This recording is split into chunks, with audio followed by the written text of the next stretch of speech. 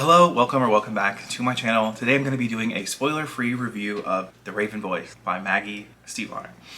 So this is the first book in a young adult fantasy series of 4 books, and I believe there's now 3 spin-off. There's a spin-off series that's 3 books. And I have an interesting relationship with this book.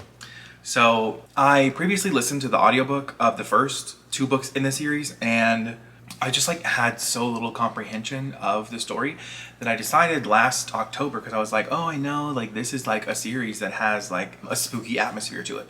I decided I was going to reread this series because I was I just know. It's funny because I specifically remember thinking to myself, I just really want a paranormal series that has LGBT characters and is not high fantasy and has whimsical magic, because that is the whimsical magic is what I love in fantasy. I don't love hard and fast rules in my fantasy. I prefer, magic. I feel the hard fast rules to me is sci-fi. It's more of a sci-fi. I just feel that's more of a sci-fi vibe. And this, so if you don't know what this is about, it's a very popular book, but it's following Blue Sargent is our main character, and she lives in this house full of just psychic women, but she herself is not a psychic. She has sort of whenever she's in the room, the psychics seem to have stronger powers. And then she has a interaction with these Raven Boys. There's 4 of them.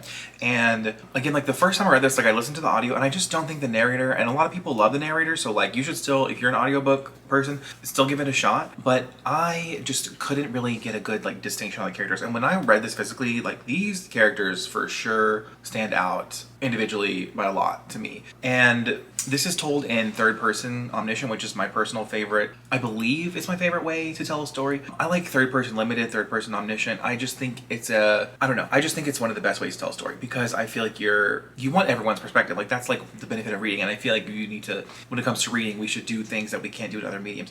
And obviously you can follow different perspectives in a show and stuff, but I just think that getting in their heads is really not, you can't do that.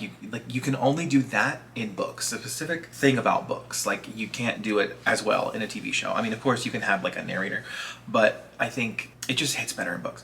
So again, Blue meets Gansey, and there's kind of some issues when they first meet, I guess you could say. And just as the story progresses, we just, oh man, I remember, so I listened to the end of this, and I'm telling you, I did not comprehend what happened in the end. And rereading this physically, the ending to this book is just so wild. It's just such a wild ending that I cannot believe that I didn't comprehend that. But rereading it physically, I am, all the stuff that happens with ley lines and all of the discussion about the magic and all of the just this, okay, this is, it's definitely giving, I mean, my favorite shows ever are Supernatural and Buffy and Charmed. Those 3 shows, it's more Supernatural and Charmed. I know everyone loves Buffy. This actually reminded me the most of Buffy because it has the Hellmouth, Buffy has the Hellmouth thing, and this has a ley line thing, and the ley line is doing things in the world, in the book, that are just kind of unexplained. And that's what I love. Okay, and I just feel these are such distinct characters, and I feel that's especially to write 5 people in high school, and of course you also have the mom and the aunt and all the people that live in the house with Blue. They're all, that's a lot of people. There are a lot of characters in this book that we meet, a lot of people that we meet.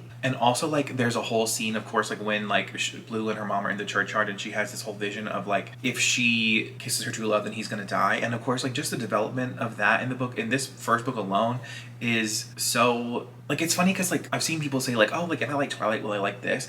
And that's just hilarious to me, because this more so gives me the vibe of, I'm trying to think of what to compare this to that's not, it's kind of a Marauders situation, but it also what do they call it? They call it the Scooby Gang in Buffy, which again I feel this is kind of that, except there's less individual answers to mysteries in here. There's just again, this also reminded me of the atmosphericness of Riverdale, which is a show that I have only seen I believe the first season of, but I don't know, something about this gives off that vibe, and I so wish this was going to be adapted. I really want to see this on TV. I know that it was going to be adapted, but apparently now we are getting a graphic novel adaptation, so I will definitely read that, but once I finish the series, because I still need to read books 3 and 4.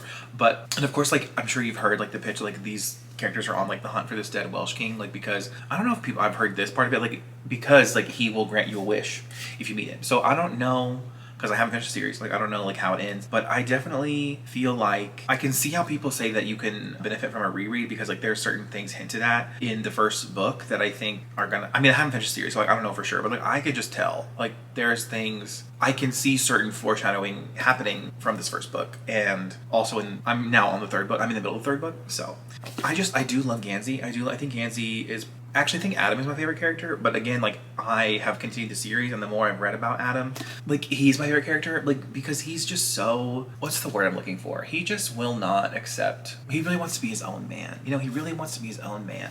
And I love that for him.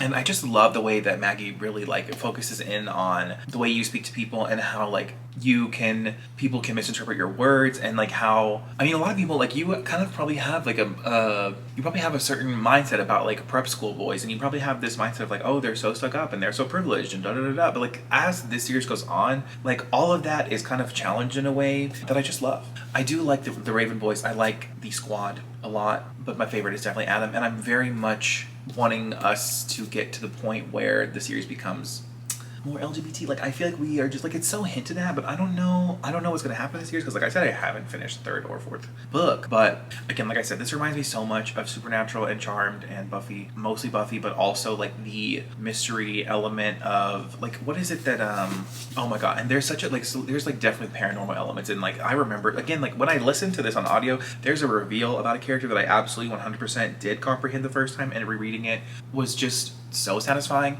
I won't say what happens, obviously, because it's spoiler free. I love how Gansey is this character who has like this very like, I mean, privileged history, I feel like is the best way to put it, but there's a character in here that reminds me so much of Giles from Buffy, like that is just helping this squad on their quest, and I love that. And I mean, like again, of course, as the series goes on, he becomes more and more relevant so far, but I think Giles is one of the best parts about Buffy. Maybe I like Buffy more than I'm saying, or maybe I like it more than I realize, because I do feel like those are very distinct characters as well.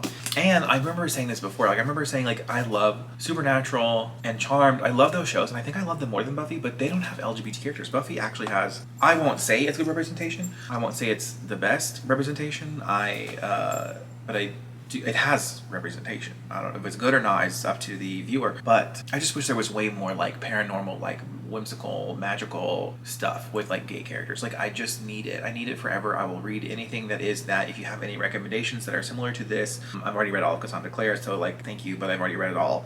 Anything else I want to say about this specific book?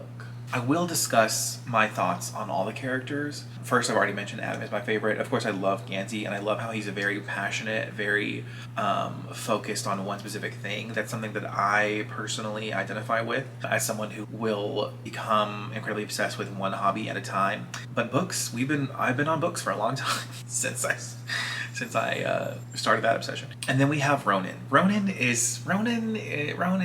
He's so toxic. Like he reminds me of like all the problems with toxic masculinity. But I can tell as the series goes on, like we're gonna examine that, I think. So I like Ronan. I also feel like Ronan is kind of like, he wouldn't be I wouldn't be the first one I'm calling to hang out with. But again, like I think Blue and Ronan's relationship is so interesting. Of course, like the most interesting relationship to me is Blue and Gansey, but because of like angst. But also, yeah, Noah. I love Noah. I do love Noah. But I also feel like I love all the psychics. I feel like the psychics are so, Kala and Neve and Mara, and even like, I don't think we're introduced to this, the one I'm thinking of in this first book. I'm trying to stick to the first book.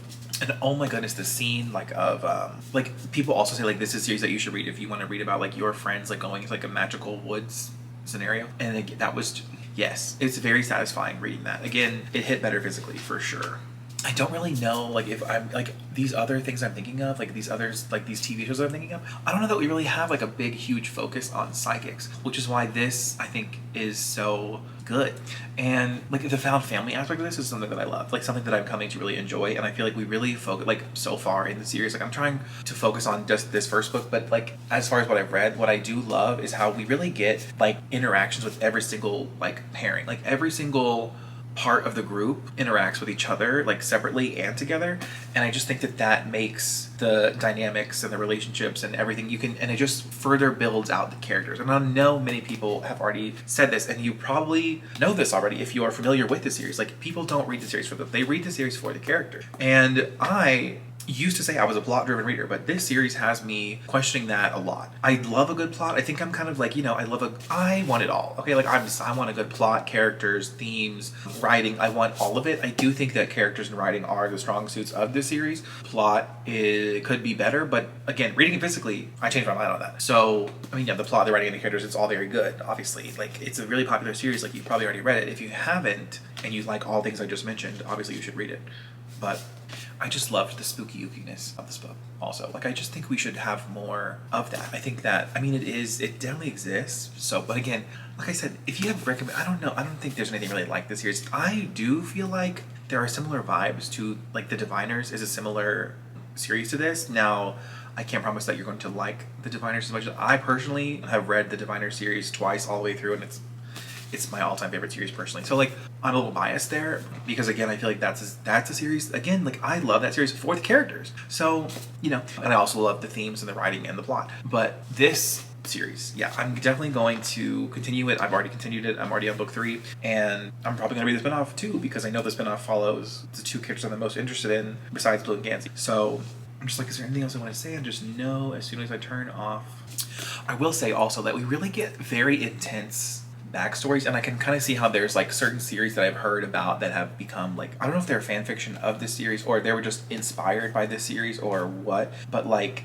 we really go through some traumatic events with certain characters in this series, and that just, I feel like, further endears you to the characters because you're just like, they just like, again, I don't know, this might be weird. I feel like I've heard this before. I've heard other reviewers say this, but like reading about this, it feels like I'm like reading about like these are my children. I want to protect them at all costs. So yes, like these are all characters that I care about a lot. Like as if I would a child. I don't want a child, but I will take book children all day long.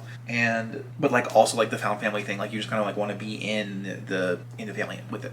So there we go. I believe that's all I want to say. Yeah, that's all I'm going to say. That's spoiler free.